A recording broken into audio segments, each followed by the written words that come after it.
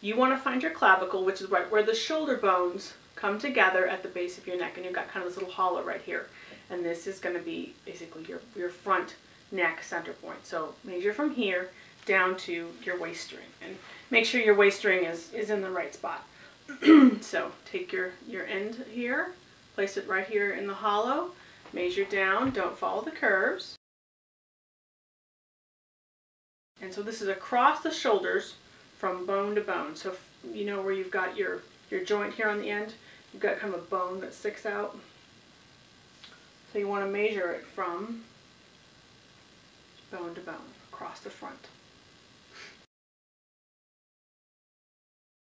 This is a confusing measurement.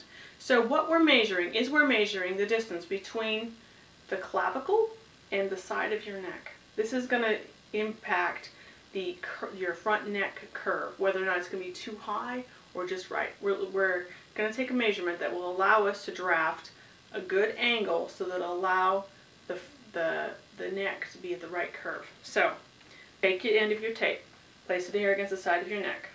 Okay, bring it straight down. You got your clavicle right there. Fold the tape over so that this square bit here runs right across your clavicle. Okay, keeping it folded, take it off, and right there where the tape is folded off, that is your shoulder rise front. So your neck bone that we're measuring from is the top vertebrae, from where your neck vertebrae run into your back vertebrae. And it's the one where if you put your fingers, it's the last one where if you put your fingers on the bone and you move your head back and forth, it's the one where your hand doesn't move. Take the end of your tape, place it there, draw it down to the waist string, and take your measurement. A lot of people have slightly different shoulder back widths than they do their shoulder front widths. So take your tape measure, draw it across the back, place it on the same bone that you measured your front shoulder measurement on, and take your measurement. Put your tape measure right here on your back neck, and you fold it across. And you find your back neck bone, where you just took the back neck to waist measurement.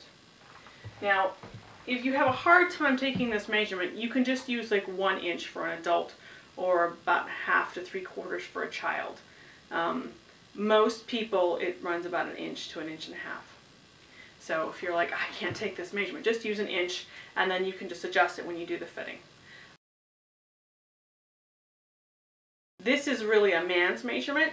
When you have your shoulders crossed like this, for most women, this doesn't result in a large increase across their back width, but for a lot of guys, it does. So if you're making a garment for a man, you really need this measurement to make sure that when he crosses his arms to try and do something besides just stand around and look pretty, he's not going to rip the center back seam or the arms out of his coat. So how to take this on yourself.